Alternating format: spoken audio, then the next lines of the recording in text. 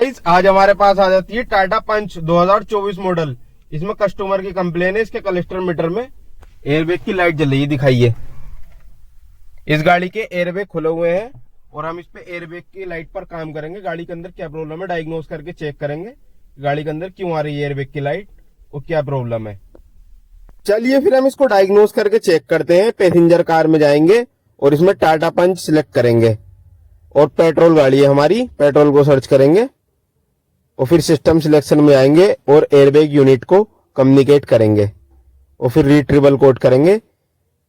इसके अंदर code driver का कोड बन रहा है, ड्राइवर सीट बेल्ट का, पैसेंजर सीट बेल्ट का और सीट बेल्ट का कोड बन रहा है और इम्पैक्ट सेंसर के भी कोड बन रहा है।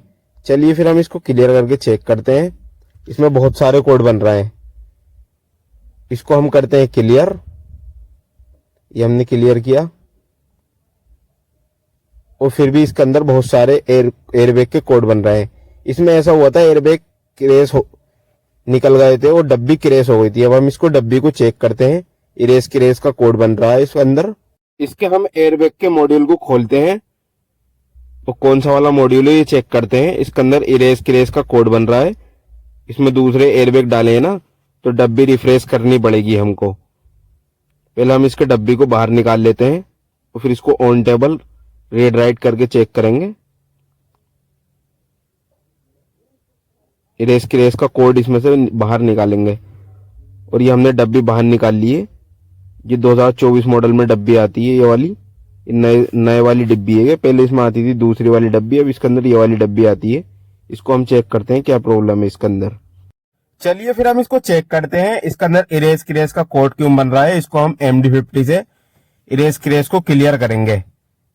तो पहले इसका हम इसको पार्ट नंबर से इसको निकाल लेते हैं।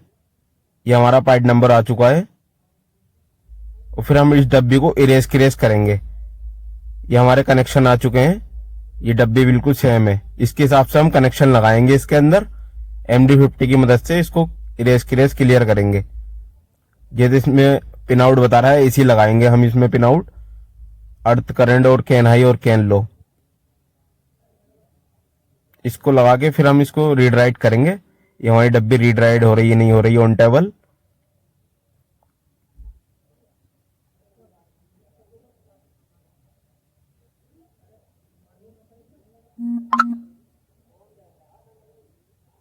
ये हमारे कनेक्शन लग चुके हैं, हमारे कनेक्शन प्रॉपर लग चुके हैं। हम करते हैं इग्निशन ऑन और फिर हम इसको डिब्बी को कम्युनिकेट करेंगे।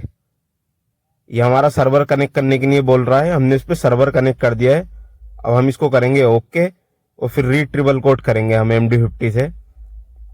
और इसके अंदर बहुत सारे कोड बन रहे हैं और इसके अंदर एक फ्रेंड डिप्लोमेंट क्रेश नो सब टाइप इंफॉर्मेशन का कोड बन रहा है। ये इरेज क्रेश का कोड होता है ये।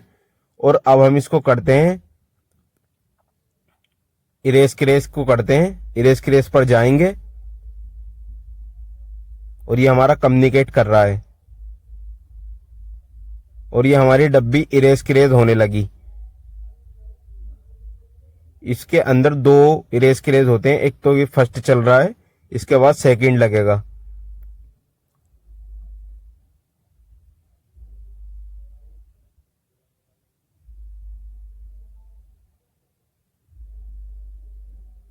ये हमारा पहला इरेज क्रेज हो चुका है, अब कम्युनिकेट कर रहा है दूसरे के लिए।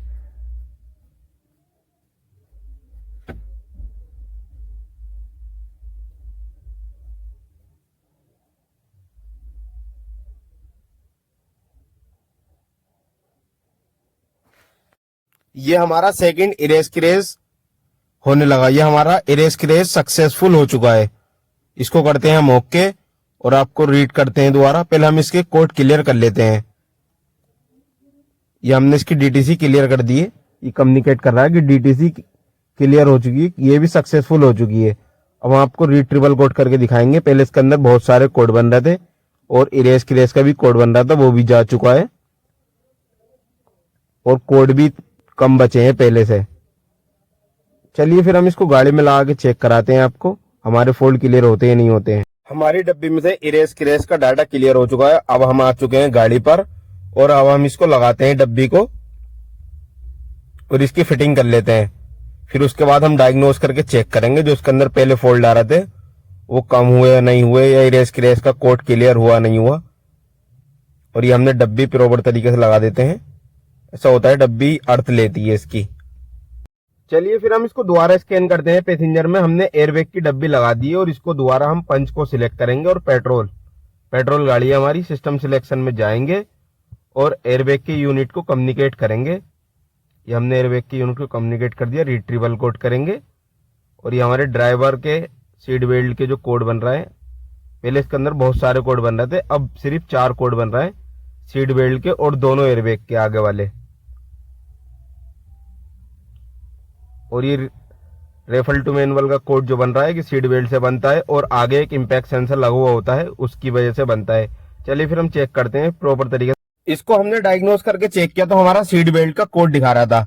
हमने सीट बेल्ट चेक करी तो हमारी सीट बेल्ट बिल्कुल प्रॉपर ठीक चल रही है और इसके अंदर जो सेंसर लगा हुआ होता है वो एक सेकेंड में खराब हो जाता है। अब हम इसको बाईपास कर लेते हैं सीट बेल्ट के कपलर को। एक इसके अंदर टास्नर आता है और टास्नर का भी कोड बन रहा है, उसको हम टास्नर को भी बाईपास करेंगे। पहले हम टास्नर को बाईपास कर लेते हैं, फिर उसके बाद हम सीट बेल्ट बाईपास करेंगे रेजिस्टेंस की मदद से। यह हम इसको रेजिस्टेंस लगा रहे हैं और इसको टास्नर को बाईपास कर देते हैं। ये हमने इसको बाईपास कर देते हैं, फिर टेप वगैरह लगा के इसकी फिटिंग वगैरह कर लेते हैं। ये हमने इसको बाईपास कर दिया है प्रॉपर तरीके से। टास्नर को हमने बाईपास कर दिया है। अब हम इसको सीट बेल्ट को और बाईपास कर लेते हैं। और सीट बेल्ट का भी कोड बन रहा था हमारा और ये एक्सीडेंट में सीट बेल्ट भी खराब हो जाती हैं और इसको हम बाईपास कर लेते हैं प्रॉपर तरीके से। फिर हमारी जो लाइट बचेगी, जो कोड बचेंगे, उस पर भी काम करेंगे। ये हमारा टास्नर का और सीट बेल्ट का काम हो चुका है। अब इसके अंदर जो रेफल टू मैनुअल का कोड बन रहा था वो एक तो हमारा क्लियर हो चुका है और एक हमने चेक किया तो हमारे इसके इम्पैक्ट सेंसर की चूहों ने वायरिंग काट रखी थी। ये हम आपको दिखाने की कोशिश करेंगे। ये हमारा कपलर काट दिया था चूहों ने। अब इसको हम जोड़ लेते हैं, फिर प्रॉपर तरीके से इसकी फिटिंग कर लेते हैं खोल के। इसको भी तार वार जोड़ लेते हैं पहले। ये कटा हुआ है इसका इम्पैक्ट सेंसर का, राइट वाले का कोड बन रहा है, वो दिखाई नहीं रही है सेंसर का कोड, मगर रेफल टू मैनुअल में यही। चलिए फिर हम इसके कपलर की वायरिंग को छील लेते हैं और फिर इस पर हम तार लगा लेते हैं। उसकी पहले तार छोटी हो रखी है, जब से चूहों ने काटी है उसकी तार छोटी हो चुकी है। अब इसको हम चेक करेंगे और फिर प्रॉपर तरीके से एक एक तार को सेम तार से मिला के लगाएंगे। पहले हम इसको तार जोड़ लेते हैं। ये हमने कपलर जोड़ दिया है और तारे काट के अब उसमें हम लगाते हैं, फिर इसमें सॉकेट में लगाएंगे।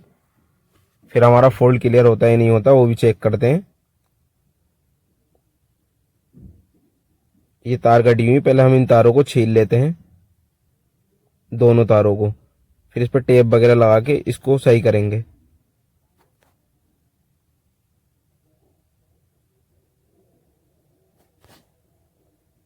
चलिए फिर हम आपको चेक कराते हैं। हमने कपलर जोड़ दिया है, इसका दोनों तारे जोड़ दिए कलर बाई कलर, और हम इसको कपलर सॉकेट में कपलर लगाते हैं और फिर आपको स्कैन करके चेक कराएंगे हमारे कोड क्लियर होते हैं या नहीं होते हैं।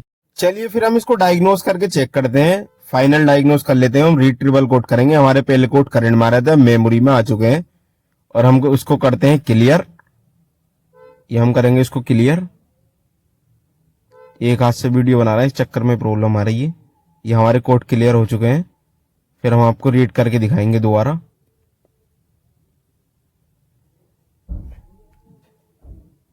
और गाड़ी हमारी नो फोल्ड हो चुकी है। अब हम आपको चेक कराएंगे क्लस्टर मीटर में जो एयरबैग की लाइट जल रही थी वो चली गई है, उसको भी चेक कराएंगे। और ये हमारी दोबारा रिट्रीवल कोड कर रहे हैं तो गाड़ी के अंदर कोई कोड नहीं है, गाड़ी नो फोल्ड हो चुकी है, हमारा काम सक्सेसफुल हो चुका है। चलिए फिर हम इसको करते हैं इग्निशन ऑन इस गाड़ी का और आपको चेक कराते हैं। पहले हमारी एयरबैग की लाइट नहीं जा रही थी और ये हमारी स्विच लगाने पर भी एयरबैग की लाइट जल रही है। और फिर हम दिखा देते हैं सही तरीके से, ये एयरबैग की लाइट जा चुकी है, हमारा काम सक्सेसफुल हो चुका है। इस गाड़ी में पहले एयरबैग की प्रॉब्लम आ रही थी, हमने एयरबैग की प्रॉब्लम सोल्व कर दी है और क्लस्टर मीटर से एयरबैग की लाइट भी जा चुकी है। दिखाइए, पहले इसमें एयरबैग की लाइट आ रही थी, अब आपको इग्निशन ऑफ करके और ऑन करके दिखाते हैं, आके और भाग जाती है। पहले हमारी लाइट नहीं जा रही थी क्लस्टर मीटर से, हमने इसमें एयरबैग का काम किया है। एयरबैग का काम सक्सेसफुल हो चुका है। अगर वीडियो अच्छी लगी हो तो लाइक करें, चैनल को सब्सक्राइब करें। मिलते हैं नेक्स्ट वीडियो में।